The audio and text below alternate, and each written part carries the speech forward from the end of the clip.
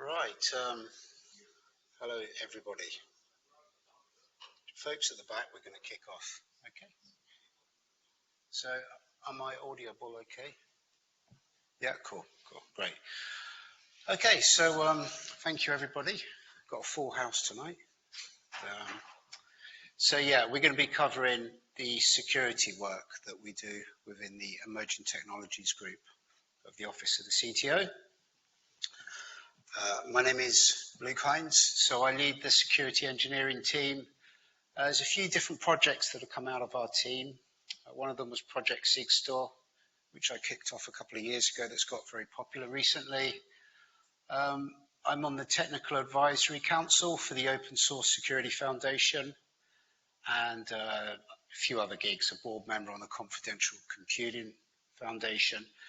And I don't feel right saying expertise, but I guess I'm pretty deep into vulnerability assessment and triage and so forth.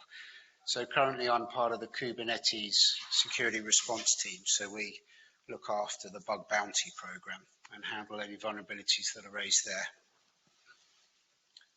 So as I say, we've got a team of current count, I think it's 7 engineers, and we're focused in many different paradigms of security. So some folks are working on kernel security, done a bit in container runtime security, done some stuff around trusted compute. We'll be talking about a project called Keyline, which we developed out of our group. We've worked with trusted execution environments, so confidential computing, and quite a bit around supply chain security, software supply chain security. So what we're going to cover today is our sort of recent current work, and this is all stuff that's going to be coming to a product in Red Hat. So my group has a particular focus of trying to create new technologies, okay, and then eventually those technologies will graduate to being a product, which is something that our customer can use. And then we'll do a brief look into future work, what we expect to be working on next, or we're currently starting to explore at the moment. Okay, so the first project is Keyline. So Keyline was originally a paper that came out of Lincoln Laboratories in MIT, and they worked on a basic prototype. And I'd been looking for a solution in this space for a while. I was about to start writing my own piece of software, but then I came across this work that MIT had been doing. Okay. And Keyline essentially provides what we call remote attestation. Okay, so it has you consider it like a client, a server agent. Let's not say client, let's say agent, a server agent architecture. So you'll typically have a machine which is outside of your physical trust boundaries, okay? And this machine, you want to attest the cryptographic state of that machine. Okay, so you want to measure that machine to make sure that nobody's tampered with any components. And these particular components can be the firmware of the machine, the bootloader, the init ramfs, secure boot, all of the components that are required for secure boot.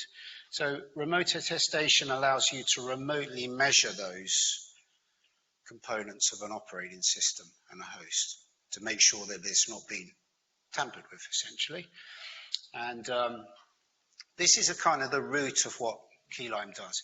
And to leverage this remote attestation, we use something called a TPM, a Trusted Platform Module. And these have been kicking around for quite a while. It's a hardware chip. They reside on a computer board, a motherboard, and it interacts with the CPU using a special bus. They also have virtual TPMs, okay, and then these TPMs are typically relatively easy to retrofit if they don't come with your stock hardware. Okay, so earlier on, Ryan had an Intel NUC, so that's a device that has a TPM. So we also have several other key areas where Keyline works. Once a machine is shown to prove its state, it's shown to be tamper-free, okay, we can have these things called encrypted payloads. So you could effectively, you can instantiate a machine, an application starting, a workload starting. Okay, so you can write your own scripts that will be keyed off, and then a payload, an encrypted payload, will be delivered to that machine. So that payload could be things such as you might have some config files that have got passwords or some cryptographic keys or certificates, some sort of secret that you don't want to end up resident on the machine until you know that you can trust that machine. Okay.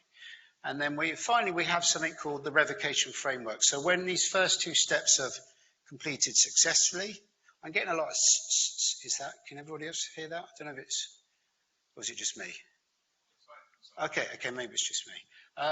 So we have this revocation framework. Okay, so once our machine has proved it's trustworthy, okay, and everything is running, if an event happens, because we continuously monitor the machine's runtime state, if an event happens that suggests a compromise, you can take a revocation action. Okay, we call this the revocation framework. So this could effectively be to sort of take this node out of your network. Okay, so you can get all of the other nodes that share some sort of trust boundary with that node to effectively ring fence that machine. So people do all sorts of operations in the context of OpenShift and Kubernetes. Let's say, for example, it's a worker node that's compromised. Then a typical action people will take is to cordon and drain that node. So you're effectively taking that node out of production, and your workloads are migrating to a node which is still proven to be tamper-free. Okay. Another thing you might do is perhaps set up some firewall rules to seclude that node. You're effectively making an action of that node is being compromised, so the thing to do is to immediately get it off your network. Okay. And then after that, you can do forensics. You can look at what went wrong, but you want to contain that attack. So that's what the revocation framework is about. And as I said, all of this relies on this hardware root of trust. So you're not trusting software to tell you what software you can trust. You're trusting the hardware itself, okay, where there's a cryptographic key pair that is embedded into that TPM chip. Okay. So here's a kind of a very simple flow of what would typically play out. A user, okay, let's say, for example, there's somebody that wants to use a piece of cloud infrastructure, a piece of compute. They would request that they want to attest a machine before their workload is allowed to be populated onto that machine. So they would call the verifier. So this is the verifier would typically be within your own trust boundary, within your own network. And let's say the agent is a machine that's on someone else's network. Okay, it's something where you can't establish trust around that because you don't have physical access to the lower levels of the stack, the firmware and so forth. Okay. There are two outcomes that happen here. One is that it will pass, okay, or prove that it is sound. Okay, the integrity can be trusted based on that hardware computation that shows that the machine is tamper-free, or it could fail that and there'll be a revocation. Okay. So if it passes, we would send the encrypted payload.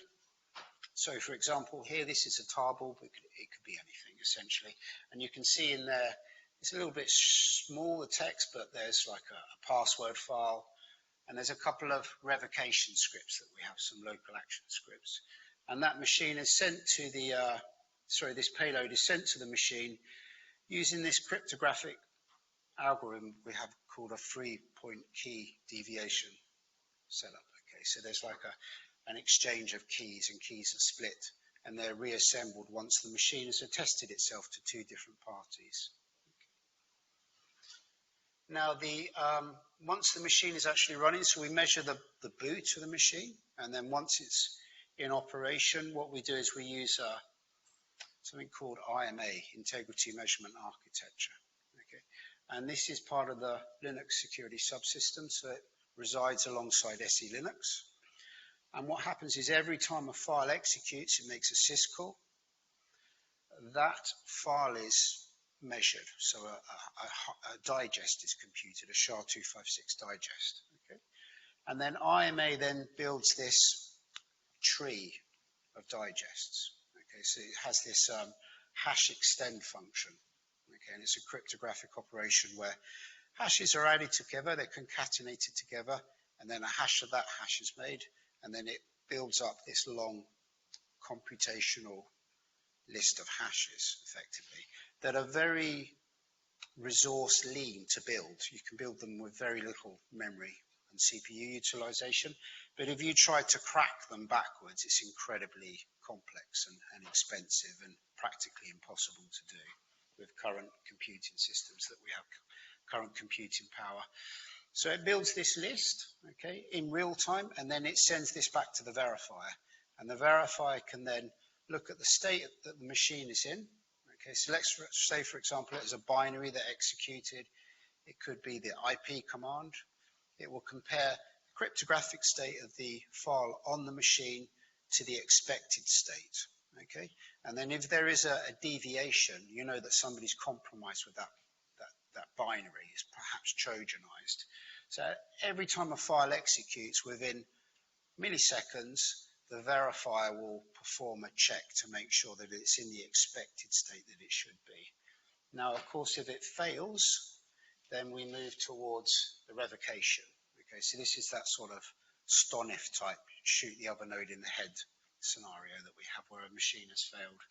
So we have the verifier at the top. Remember, this is sort of within our own trust boundary. And then we've got all the machines that we're measuring with agents. And just a kind of an interesting bit of information. Currently, folks are running this where they're monitoring thousands and thousands of machines that have keylime agents running on. So this is starting to be used in production now. And this has just been productized into RHEL as well. So this will be available soon. I'll go into the timelines and releases and so forth a bit later. But let's say, for example, this bottom right machine is compromised. Okay, so there's some sort of tampering to suggest that there's been some sort of hack on that machine. So what would happen is the verifier would know about this because that is the one that's performing this point of comparison. And that would send out what's called a revocation event. So this is signed, it's cryptographically signed by the verifier, so the other agents know that it's the real verifier that's talking to them. Okay, and it will tell these machines to run a specific action, okay, or a set of actions, and those actions can be programmed by you. Okay, these are essentially Python scripts. So you could do anything that your heart desires. You might want to call an API on another system, ring a pager to get an engineer out of bed, or to shut down a whole machine, you know, change some firewall rules. Anything that you can programmatically do in Python, you can tell the machines to run once a machine fails its state. Okay. Now, the machine that's failed, we don't care about that. We're protecting our good stock at the moment.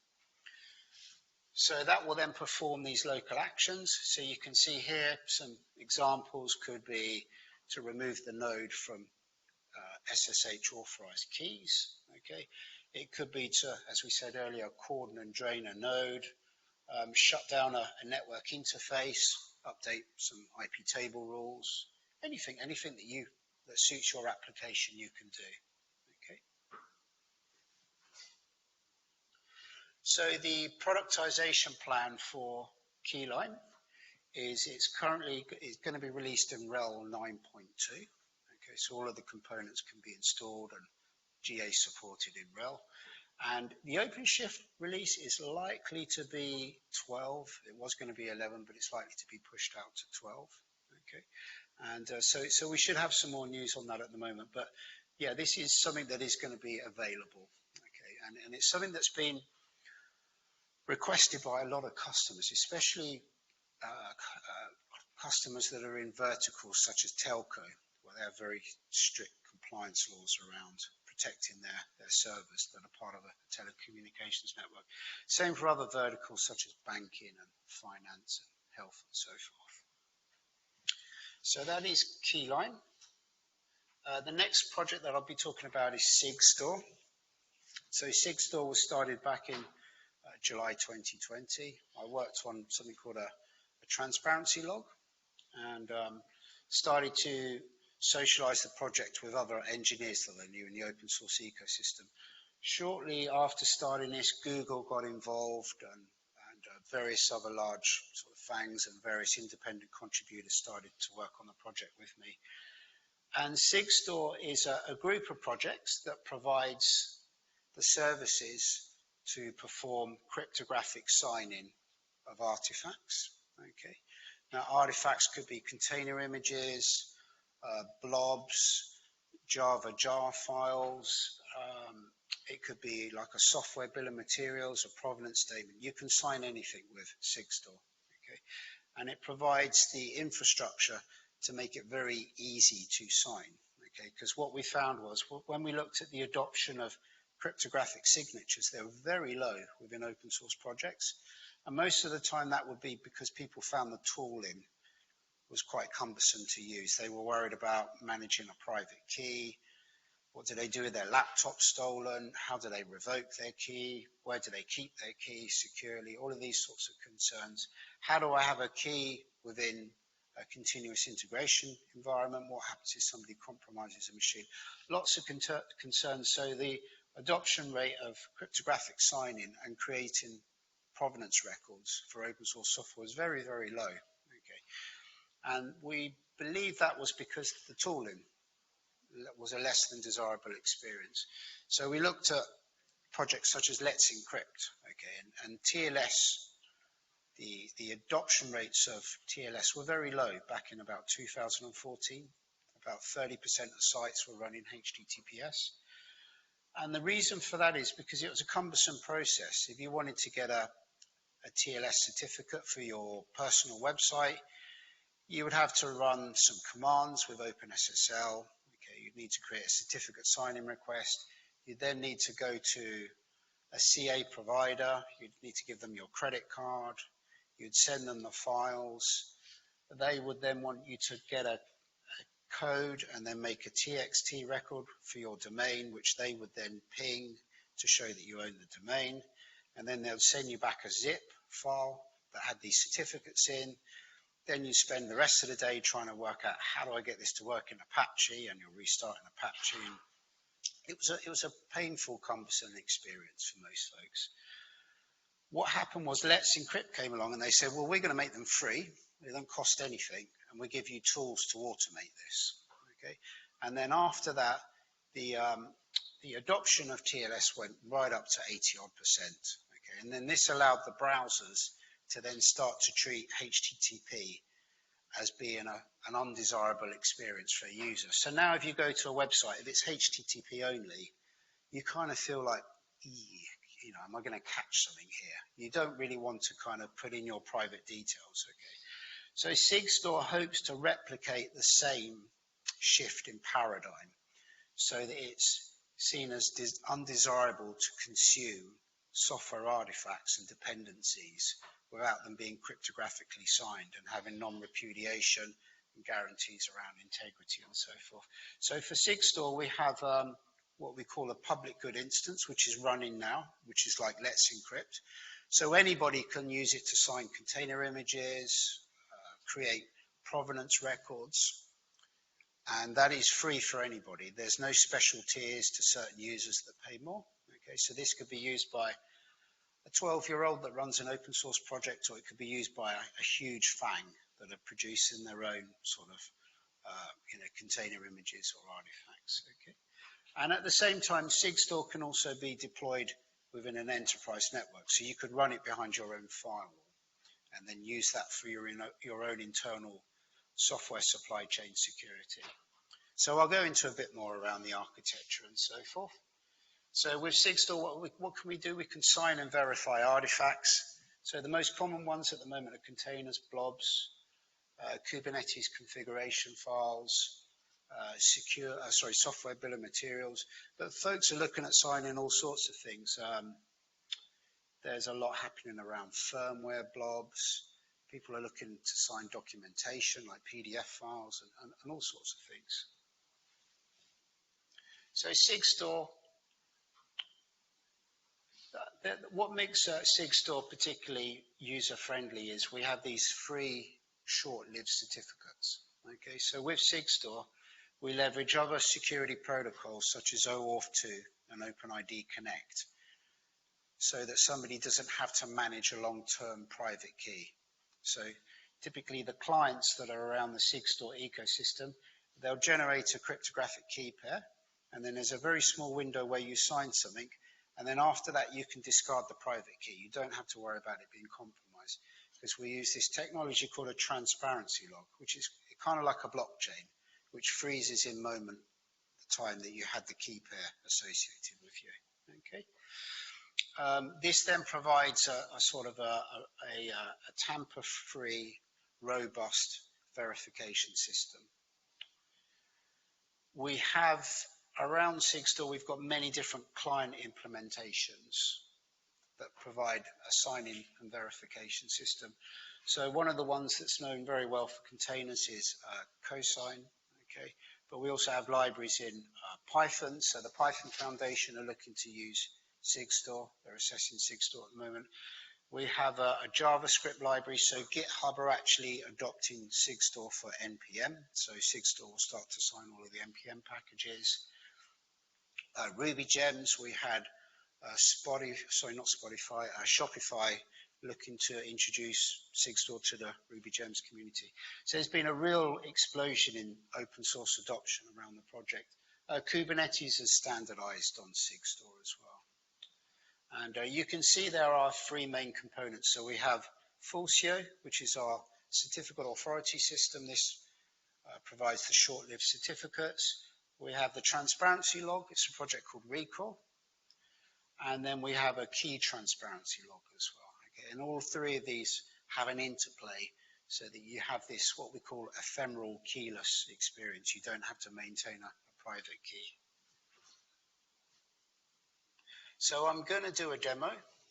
And what we're going to do, we have a simple Go application. We'll look at that quickly, which is in a GitHub repository. There's a GitHub action, which will sign this container, okay? And we will then record things into a cryptographic certificate, an X509 certificate, around the actual workflow, the GitHub workflow that run that container, that built that container and signed that container. This could also be OpenShift pipelines as well. It doesn't have to be GitHub Actions. We've got a project called Tecton CD Chains, which is an upstream component of OpenShift pipelines. So you can do this resident to Tecton as well. Got an OpenShift cluster, which we're going to run this on. And there's an admission controller to verify the signatures before that container is allowed to instantiate on the cluster itself. So I just need to switch things up here. Okay, so first of all, what we're going to do is we have two repositories. So you'll see we've got this Red Hat Next security demo, and then we got one called Black Hat Next security demo, and they're practically identical. The difference is, if we look at the code here, let me just make that a little bit bigger. You can see that there's some code here which is going to pull out the GitHub token and post it to some evil server. Okay, but let's go back to the good one. Okay, so in here you can see we've got a Docker file. Shall I make that a bit bigger? Yeah. Okay, so you can see we have a Docker file. Pretty simple, using a lightweight Alpine image. We build the Go application. We have a run command. We expose port 8080. Okay, and then we have an entry point to start that little web server. Okay, so some very basic Go code. Okay, and what we're going to do is, let's come back to this, and I'm going to edit this file so that a GitHub action starts when I merge this pull request, and we'll have a look at that working. So I don't know, I'll just put a comment here. We call this HTTP function. Doesn't matter, it's just a comment. So I'm going to commit that straight to main. Typically you wouldn't do that. You would have a pull request and somebody would review it, but we're not interested in that. We want to see this start to build. So click that, refresh that, and you can see there is an amber icon there, which will take us through to the build process. So I'm going to make this just a little bit smaller so that we can follow it. So this is, it's installed the Cosign binary. It's starting to build the Docker image. Okay, the container image. So that's built in. It's now going to sign that using sigstore, so we'll see that's the next run. It's just creating all the layers. It's built our app. Okay, now it's going to sign that, so you can see it says generating ephemeral keys. So there's actually private keys that have been created in GitHub infrastructure here, but we don't care. We don't have to protect those. Okay, so now that's completed. Let's just come back here and have a look at this section. So you can see it generated some ephemeral keys. It received a sign-in certificate from us. Okay, and then you can see there's actually a number here for an entry in the transparency log. So we've got a public transparency log, which is where we store all of these cryptographic X509 certificates that are like provenance records. Okay, and that's 3.5 million entries that we have in there at the moment. So let me just grab that. I'll copy and paste that out, and I'm just going to log E. Okay, and then we're going to look that up in the transparency log using the recall command line application. Okay, so I'm just passing out some Java. I'm decoding base 64, and then we're putting that out into a PEM certificate file. Okay, we'll now use OpenSSL to look at that PEM certificate file. So we've pulled this out of the transparency log. Okay, and you can see in the X509 certificate, you can see a full URL to the exact continuous integration workflow that built that container. Okay, you can also see there is the SHA of the commit that performed that action, that triggered that action, and you can also see there is a list to the repository. Okay, and this was generated using GitHub's own Open Identity Connect infrastructure. So this information is coming directly from GitHub using OpenID Connect. It's not us just passing out variables or trying to look up the repo name and pasting it into the certificate. It's actually based on an OIDC ID token. Okay, and that is now stashed into the transparency log. So what we can do now, let me just hide this bit here.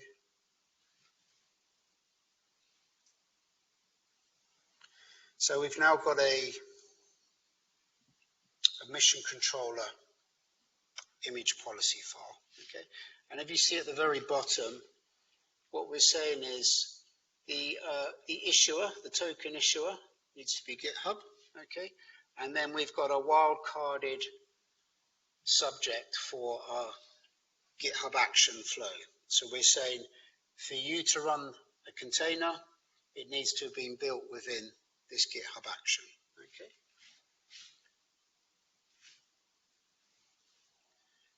So I'm going to apply that manifest.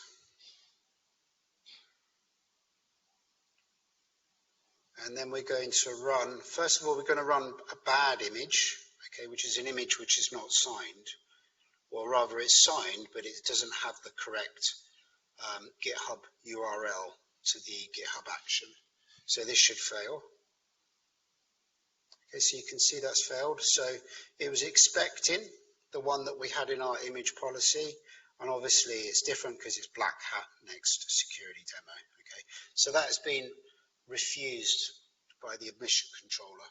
So that container is not allowed to run on Kubernetes OpenShift.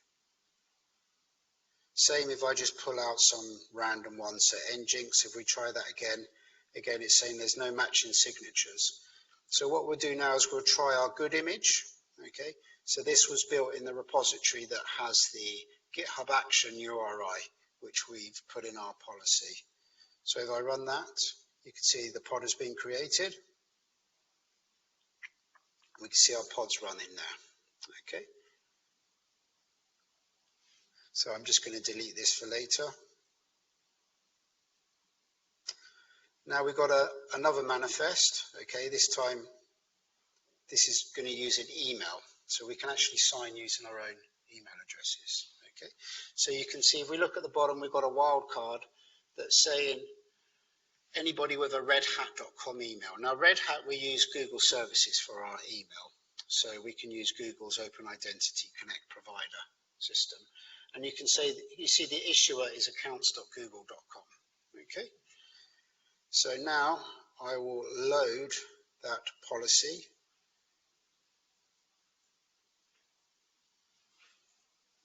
And I'm going to try and run the good image again. And it should fail this time because it's not been signed by a Red Hat email address. There we go. So you can see it's expecting a glob of a Red Hat email. So what I'm going to do now is I'm going to sign that. Okay, so let me explain what happens. It's going to open up an Open Identity Connect screen. Okay, we're going to authorize the sigstore application to request an ID token from Google. Okay, and Google, we're also going to request a scope of an email address. So Google are going to give sigstore my email address. So I'm not giving the email address, it's coming from Google. Okay, and at the same time I generate a private key pair. The public key and the email address go into the signing certificate, which then goes into the transparency log. Okay, and then I will sign the container, and then afterwards we can discard the private key because we have everything in the certificate and the transparency log to perform a verification. Okay, so this is why we call it keyless. There is a key, but it's very short-lived. So I run that. It's just giving me a privacy warning. Okay, so you can see log into sigstore. I'm going to use Google. I'm going to use my Red Hat email address. And you can see sigstore auth successful. We come back, and again we can see that it's created a transparency log record. Okay. So export log t equals. So let's have a look at that. So again, we're passing out various JSON values. We're going to put that into a certificate called cert email.pem.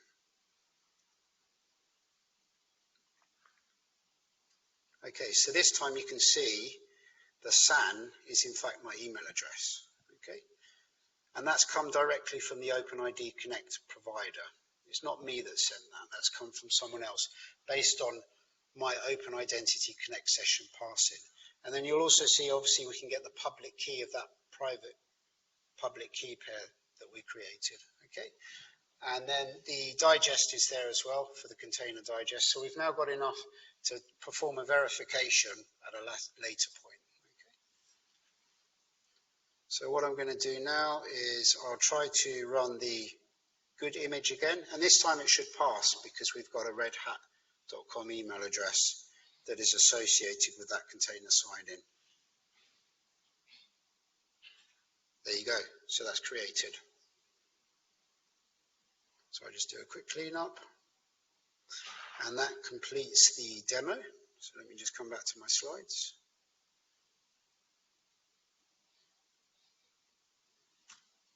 So sigstore in OpenShift.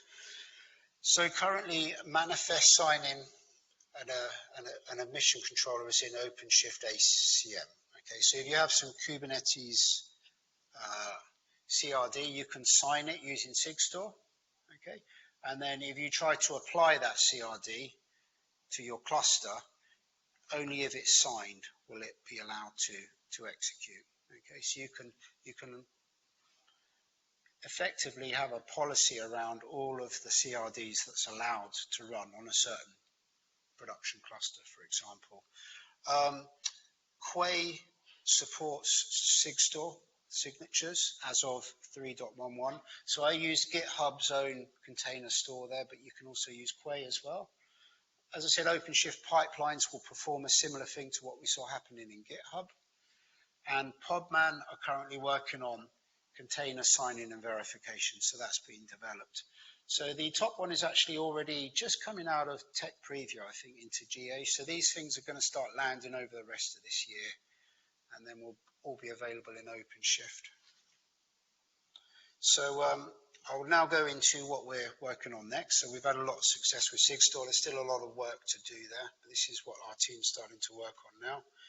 So we're looking at homomorphic encryption. So, to put simply, homomorphic encryption It allows you to share some data, okay, for machines to perform some sort of computation task on, okay, but they're not able to see the data. It's encrypted, and they're not able to access the private key to see the data.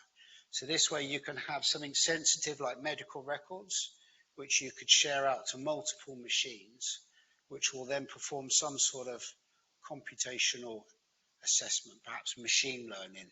There might be some machine learning that's applied to these data sets, but they would never be able to see the privacy aspects of that data. Okay, so medical records is a good example there. And this is very conducive to cloud, essentially. You know, you could have a machine learning data set which you want to leverage public cloud, okay, or perhaps hybrid cloud, or a university could have many different providers that provide them compute for the good purpose of, I don't know, a particular, say something like cancer research. They can all then perform this computational modeling, but not able to see the data. So we're starting to work on this. At the moment, there are some aspects around performance that need to be improved. At the moment, it's pretty simple mathematical calculations that we're running within these protected spaces, but that's a work that we're looking on improving and driving forward, and it's going to be really exciting when this sort of stuff is available. It really will sort of open up lots of interesting doors. We're looking to improve build compliance, so there is SALSA, security levels for supply chains, okay, and NIST is starting to come out with various requirements around the open source software supply chain. So we're looking at different technologies to build out on that particular paradigm. One of the folks in my team is working on a reference architecture for complete zero trust in OpenShift, so that there is a complete zero trust model that you can apply to an OpenShift cluster. And that brings me to the end. I don't know how I've done for time. It seems to be pretty good. We're just a few minutes past, so we have time for some questions. I've not put my contact details up there, but somebody's welcome to come and get me afterwards. And my email, as you saw during the demo, is lhinds@redhat.com, but happy to take some questions if anybody has any.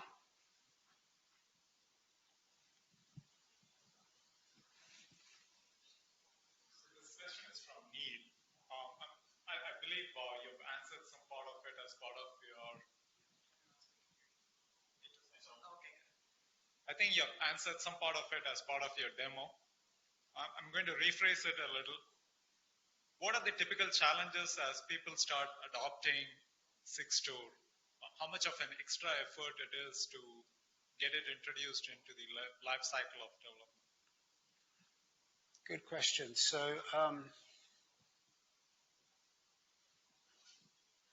I guess let's take this two ways. So first of all, we have our sort of open source maintainers, okay, people that are running projects. So they have a bit of a learning curve to get it running within their particular their particular development environment, okay? So that's not too difficult. We've got a lot of tools to automate and examples to set things up there.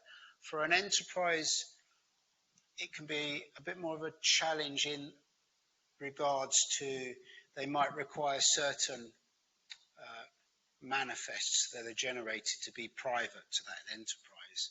And then they also want to utilize the public instance of sigstore to look at when they're pulling in components from upstream open source projects. Okay, so that could be container images that an outside contributor maintains, or a particular language might have a particular package which they wish to import into their own software. So there's a level of they just need to triage their exposure when taken into those two components.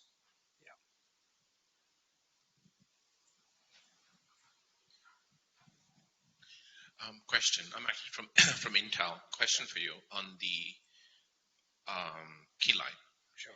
Is there a way we could integrate the attestation for Intel SGX and in the future Intel TDX through with Keyline? And if so, how do we go about it?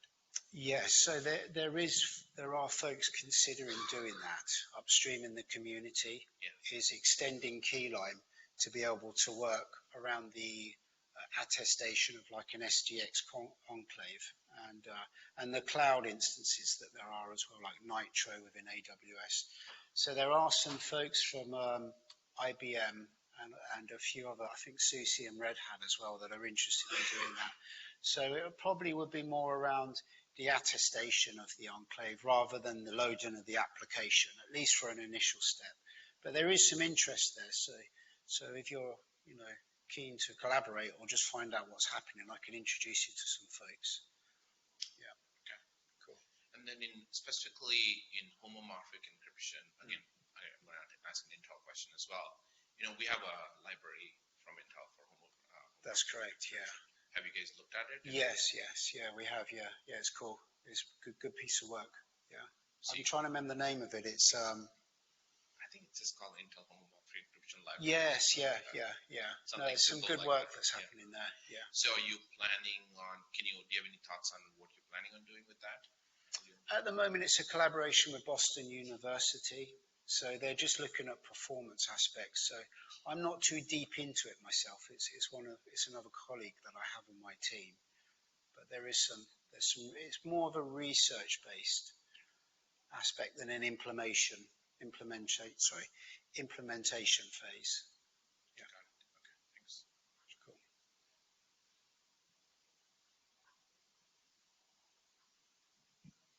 I sent you an email. Sounds good. Great. Okay. Well, thanks everybody. Oh, sorry. Oh, yeah. Is there another question? Sorry. Go ahead. I think based on your slides, what I learned, whatever the security measures you have shown, basically to secure the particular, the machine, right? So, do you have any suggestion to secure the data? Like if I want to share the data in particular machine that is secure, but at the same time I want my data should also secure, the user should also secure. Do you have any suggestion for that? Yeah, so not within these, especially in hybrid environment, Yeah, so not within these projects do we do data protection. We typically leverage other projects such as Lux.